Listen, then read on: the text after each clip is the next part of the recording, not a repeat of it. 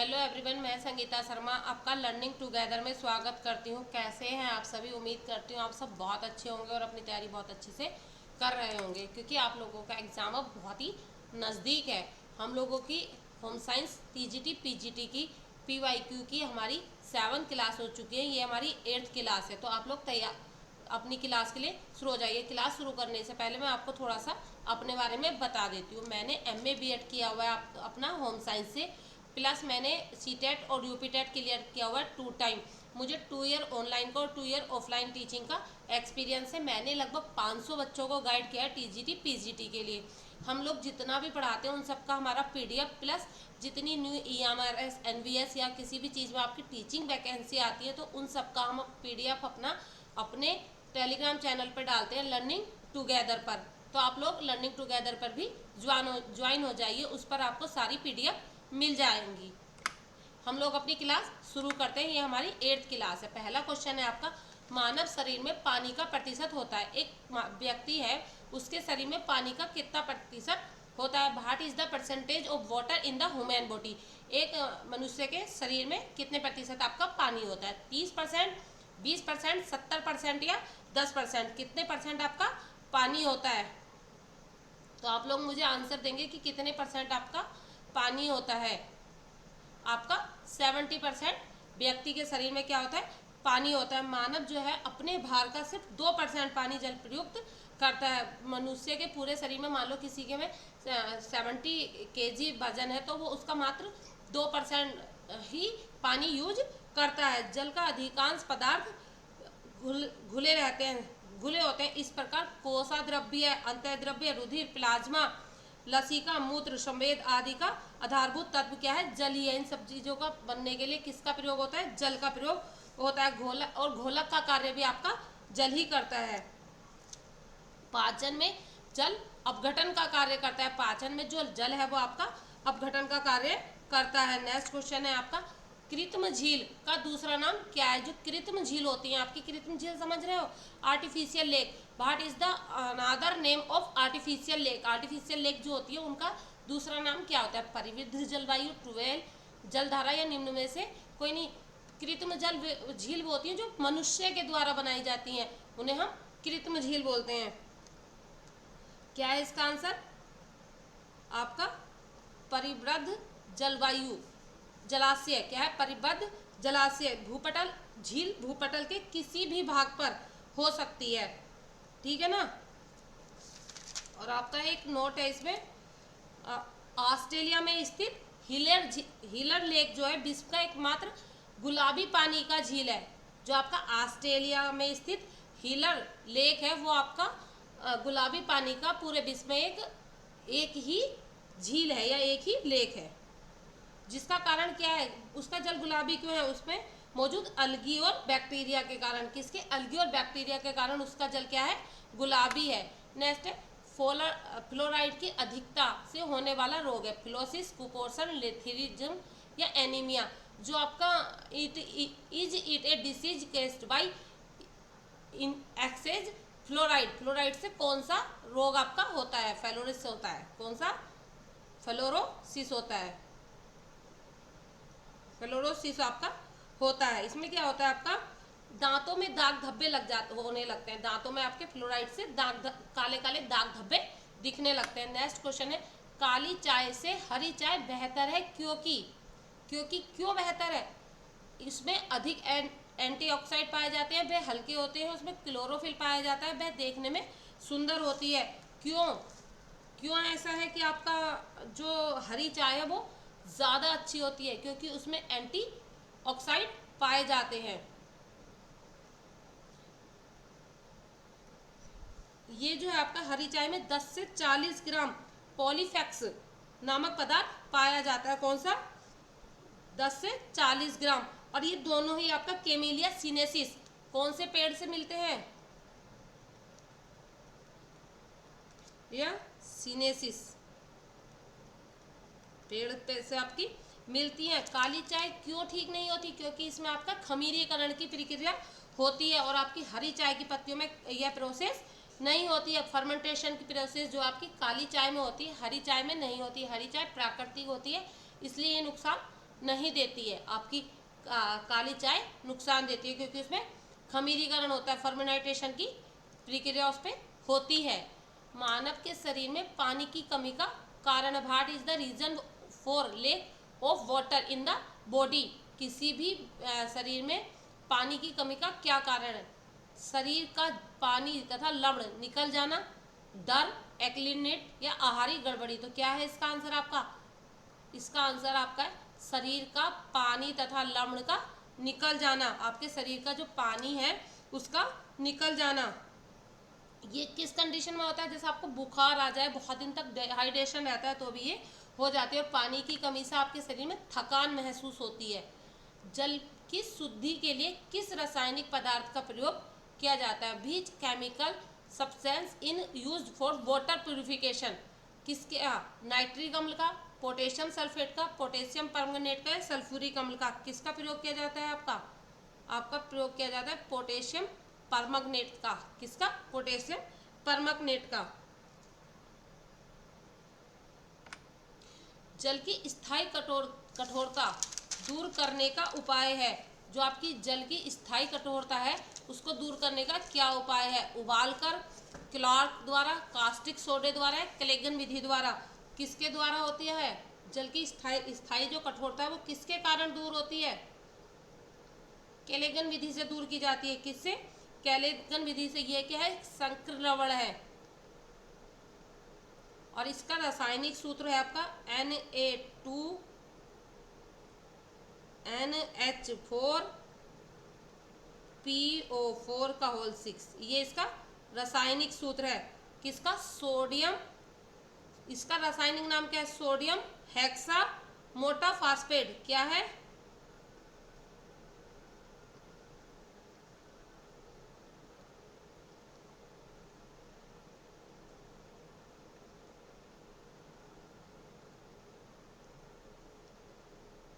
और इसका रासायनिक सूत्र आपका ये है। अगला है डोमेस्टिक सीवेज में अशुद्धता की प्रतिशत होती है 1%, 0.1%, 0.01%, 1.1%। तो कितनी होती है आपकी? 0.1%। कितनी होती है? 0.1% होती है। नेक्स्ट है आपका, निम्न में से कठोर जल की विशेषता which of the following are the characteristic of hard water. पानी में झाग कम आते हैं, भोजन सरलता से बनता है, पानी में स्वादिष्ट होता है, रंगीन में पारदर्शी होता है। आपका जल के दो प्रकार बताए हैं आपको, कठोर जल और मृदु जल। तो कठोर जल में क्या होता है? जो आपका कठोर जल होता है उसमें ना पानी में कितना भी साबुन घोल लो उसमें झाग नहीं उठते। उसमें झाग जो है आपके बहुत कम उठते हैं। ठीक है ना। नेक्स्ट है, काली चाय के उत्पादन की क्रिया का एक महत्वपूर्ण चरण है। An important step in the process of black tea production. क्या है बताइएगा आप? खमीरीकरण, सतह पर स्थित करना, मिश्रित करना या पीसना। क्या है? खमीरीकरण। अभी पीछे वाले क्वेश्चन में जब मैं हरी चाय और आपको काली चाय पढ़ा रही थी मैंने बताया था कि काली चाय में क्या होता है? खमीरीकरण किया जाता है और आपका हरी चाय में खमीरीकरण नहीं किया जाता है। आपका गेहूं में सबसे कम मात्रा में पाया जाने वाला अमीनो एसिड है मिथियोनिन, टेट्रोफेन, लाइसिन या ल्यूसिन। क्या है? आपका लाइसिन है। लाइसिन जो है आपका वो गेहूं में बहुत कम मात्रा में होता है। क्या? लाइसिन। गेहूं को दो भागों में बांटा गया है आपका। किस किस भाग में बांटा गया है गेहूं को? हिट्रियस। ये कठोर गेहूं होता है। ये जो बेकरी के जितने भी सामान होते हैं आपके, ब्रेड हो गया और ये ब्रेड, केक, ये आपके इस वाले गेहूं से बनते हैं। और दूसरा होता है मियोली। मियोली जो है आपका, इससे आप विशेष करके रोटी बनाते हैं, रोटी। और इस वाले से हिट्रियस से आप क्या बनाते हैं? केक, ब्रेड, बेकरी के जितने सामान आपके होते हैं वे सारे आपके इस वाले गेहूं से बनते हैं। ये कठोर गेहूं होता है आपका। ठीक है ना। और गेहूं में जो दो प्रोटीन है वो कौन से नहीं मिलते हैं? आप गेहूं में दो तरीके के प्रोटीन होते हैं आपके, ग्लूटेलिन और आपका दूसरा होता है ग्लाइडेनिन। और बहुत प्रकार के अमीनो एसिड होते हैं, लेकिन जो नहीं होते हैं वो आपके लाइसिन और थियोनिन। लाइसिन, और अगर आपका लाइसिन की जगह लिखा हुआ आता है थियोनिन, तो थियोनिन अमीनो एसिड भी आपका गेहूं में नहीं होता है, थियोनिन नहीं होता है। अनाज और दाल के अंकुरण के बारे में क्या सही नहीं है? नहीं का विशेष ध्यान रखना, क्या सही नहीं है? विटामिन सी की मात्रा ज़्यादा होना, विटामिन बी की मात्रा ज़्यादा होना, पोषण विरोधक अंश का ज़्यादा होना, पकने में कम समय लगना। देखो पकने में कम समय लगना तो आपका हो ही नहीं सकता, क्योंकि ये होता है। मम्मी लोग दादी लोग बोला करती थी कि उड़द वगैरह आप या छोले वगैरह शाम को भिगो के रख दो तो सुबह को अच्छे बनते हैं, तो ये तो आपका है इसका गुण। विटामिन बी की मात्रा ज़्यादा होना। अंकुरित करके क्यों फिर आप लोग दालें खाई जाती हैं, जैसे वो मूंग हो गई, अंकुरित करके खाते ना, काले चने अंकुरित, क्योंकि उसमें विटामिन बी और विटामिन सी की मात्रा बढ़ जाती है, तो पोषण विरोधक अंश का ज़्यादा होना। नेक्स्ट है आपका, निम्नलिखित में से ग्लाइकोजेनिक घटके नहीं है, घटक नहीं होते, किसमें आपके नहीं होता है ये? किस? पालक, बंद गोभी, फूल गोभी या सलजम? तो किसमें नहीं होता है आपका? सलजम में नहीं होता, क्योंकि ये जो होता है ये आपका क्रूसीफेरस, क्रूसीफेरस वाली सब्जियों में होता है। इस कुल की जो सब्जियां हैं ना आपकी, क्रूसीफेरस कुल की जो सब्जियां उनमें होता है। इस कुल की सब्जियां क्या है आपकी? पालक, पत्ता गोभी, फूल गोभी और आपका ब्रोकली, भिंडी, इनमें ज़्यादा होता है। और ये क्या होता है, ये आपका जो थायराइड ग्रंथि होती है उसमें जो थायराइड हॉर्मोन्स होता है तो उसको नहीं बनने देता है, जिससे आपको घेंगा रोग हो जाता है। ये सब्जियां कम खानी चाहिए। सिरके में होता है, सिरके में कौन सा अम्ल होता है आपका? सेट्रिक अम्ल होता है, लैक्टिक अम्ल होता है, हाइड्रोक्लोरिक अम्ल होता है या एसिटिक अम्ल होता है? इज इन विनेगर, विनेगर में आपका क्या होता है? तो आपका विनेगर में होता है एसिटिक अम्ल। क्या होता है विनेगर में? एसिटिक अम्ल होता है। एसिटिक अम्ल की ही वजह से ये खट्टा हो जाता है। सिरका का क्या है, बहुत दिनों पहले आप फलों के रस को एक चीज में भर के रख देते हैं और वो बहुत रखे रखे आपका उसमें एसिटिक अम्ल बन जाता है, जिसके कारण वह खट्टा हो जाता है और ये आपके पाचन क्रिया के लिए जो आपका सिरका है वह अच्छा होता है। नेक्स्ट है, डिस्क पर रिकॉर्डिंग किस विधि द्वारा की जाती है? चुंबकीय विधि, यांत्रिक विधि, ऑप्टिकल प्रतिक्रिया या कोई नहीं? Why which method is recording done on disc? Disc पे कैसे होती है आपकी? तो एक मैकेनिकल है ना, मैकेनिकल प्रोसेस है, यानी कि यांत्रिक प्रक्रिया है। कैसी प्रक्रिया है आपकी? यांत्रिक प्रक्रिया है। नेक्स्ट आपका फ्लैश कार्ड का आकार होता है 50 by 70 centimetre, 70 by 30 centimetre, 46 by 52 centimetre या 40 बाई 20 सेंटीमीटर। फ्लैश कार्ड का जो आपका आकार होता है वो कितना होता है? आप लोग मुझे बताएंगे इसका आकार कितना होता है? तो इसका आकार आपका होता है 50 बाई 70, 50 बाई 70 इसका आपका आकार होता है। नेक्स्ट है, किस प्रकार की बुनाई कपड़े की सतह पर तिरछा पैटर्न बनाती है? तिरछा पैटर्न आपकी कौन सी बुनाई बनाती है? सादी बुनाई, सैटन बुनाई, जैकबॉर्ड बुनाई या ट्विल बुनाई? ये क्वेश्चन मैंने आपको पिछली सीरीज में भी कराया हुआ है। तिरछा इस तरीके से पैटर्न दिखाता है, ट्विल बुनाई है वो, ट्विल बुनाई जो आपकी वो तिरछा पैटर्न दिखाती है, जैसे जींस वगैरह देखते होंगे, डेनिम वगैरह। निम्न प्रक्रिया के लिए कपड़ों के तंतुओं में समशक्तिशीलता का गुण महत्वपूर्ण है। तंतुओं में समशक्तिशीलता का गुण, कताई, कंधे पर, कागे पर बुनाई, लूम पर, बेबी ऑफ लूम। बुनाई और उपरोक्त में से कोई नहीं। मैंने बुनाई दो आपकी लास्ट क्लास में भी समझाई थी। जब भी बुनाई लिखा हुआ है एक बार इंग्लिश में जरूर देख लेना। एक वेबिंग होता है और एक नीटिंग होता है। जो वेबिंग होता है वो आपकी लूम पर की जाती है और जो आपकी वेबिंग होती है ये हम लोग मशीन से, सिलाई मशीन से करते हैं। तो ये दोनों एक बार आप जरूर देख लेना इंग्लिश में, क्योंकि हमेशा जब भी क्वेश्चन में दिक्कत आएगी तो इंग्लिश वाले को माना जाता है। किसको? आपका इंग्लिश वाले को आपकी वैल्यू दी जाती है, तो ध्यान रखना इस चीज को आप।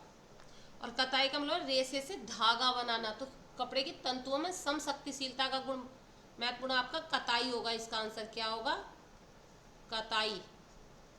नेक्स्ट है आपका, निम्न में से कौन सा डाक खाने का खाता नहीं है?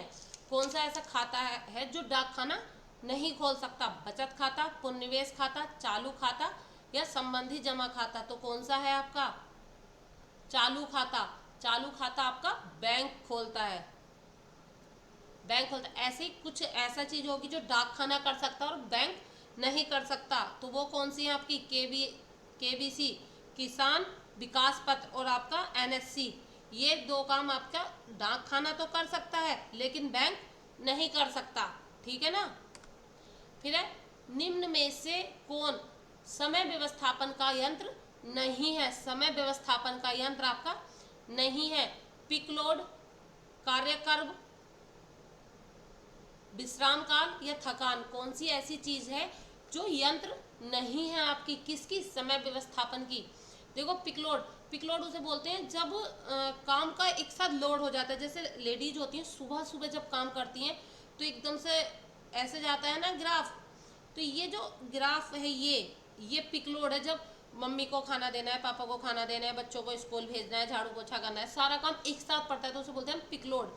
तो ये आपका समय व्यवस्थापन का यंत्र है। कार्य कर्म भी आपका समय व्यवस्थापन का यंत्र है। विश्राम काल भी आपका समय व्यवस्थापन का यंत्र है। थकान, थकान आपका विश्राम समय व्यवस्थापन का यंत्र नहीं है। थकान आपकी, मैंने आप लास्ट क्लास में पढ़ाया हुआ, कितने प्रकार की होती है थकान आपकी, 2 प्रकार की होती है, शारीरिक और मनोवैज्ञानिक। शारीरिक और मनोवैज्ञानिक 2 तरीके की आपकी थकान होती है।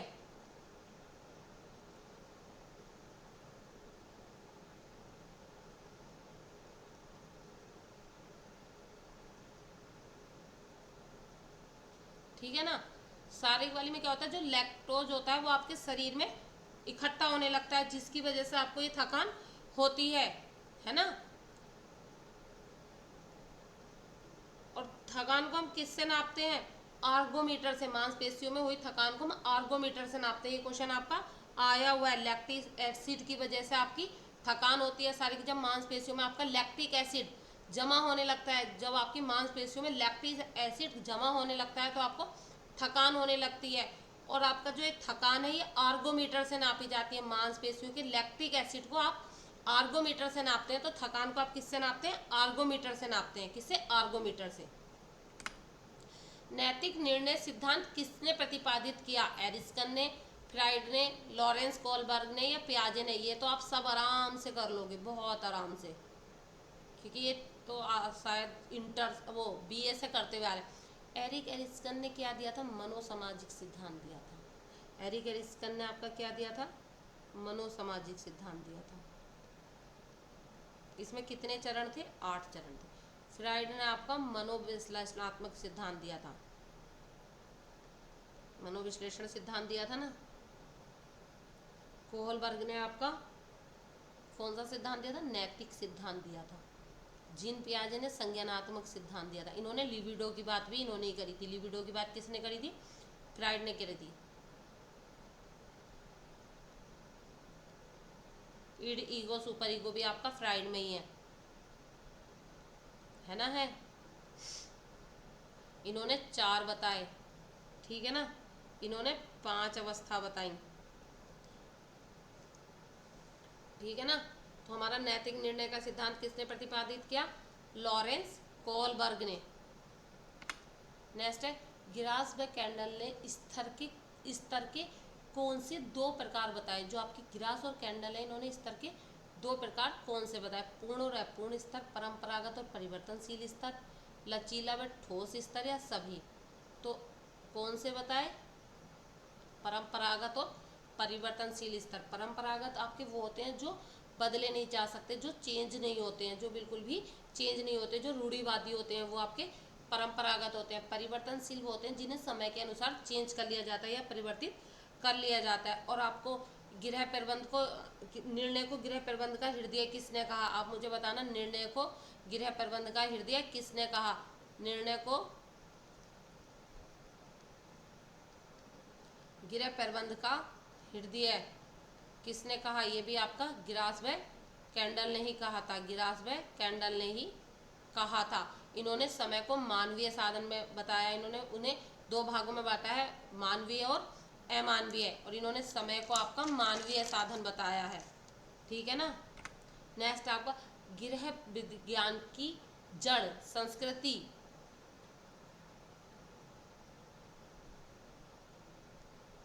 संस्कृति में होती है। यह कथन है ओपनहेम, ग्रास कैंडल, निखिल डार्सी या पी देवदास, किसका है आपका? ये गृह प्रबंध का एक ना एक ये आएगा पक्का, ओपनहेम का है। और जबकि देवदास ने गृह प्रबंध का कंपेयर किससे किए? बाघ बाघ बाघ नहीं, बांध जो होते हैं, बांध से।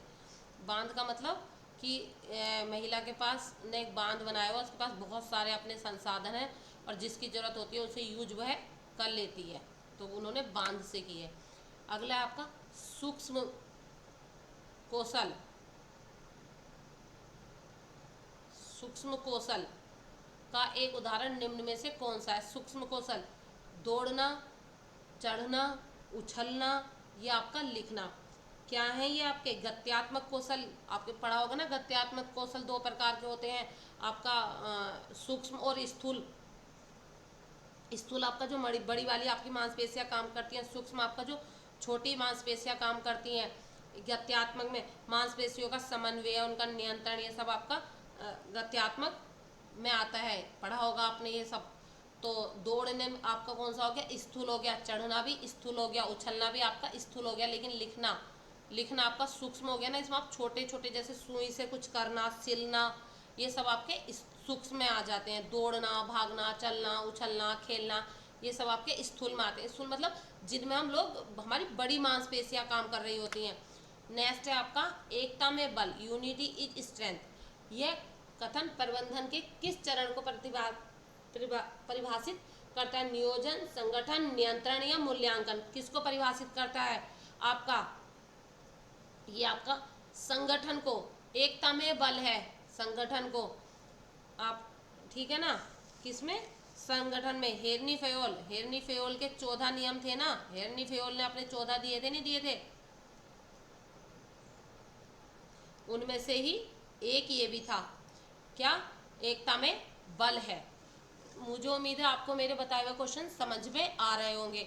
हम लोग अपनी इसी तरह से अपनी क्लास करते हैं। हमारा चैनल पे नेट की फर्स्ट पेपर की क्लासें भी हर्षिता मैम के द्वारा की जा रही हैं, और आपकी जितनी भी वैकेंसियाँ आती हैं, NVS की, EMRS की, जितनी भी न्यू अपडेट आती हैं, सारी प्रियंका मैम के द्वारा आपको बताई जाती हैं। तो आप लोग हमारे चैनल से जुड़े रहिए, चैनल को सब्सक्राइब करिए और वीडियो को लाइक करिए, और हमारे टेलीग्राम चैनल से भी जुड़ जाइए, लर्निंग टुगेदर विद प्रियंका। धन्यवाद।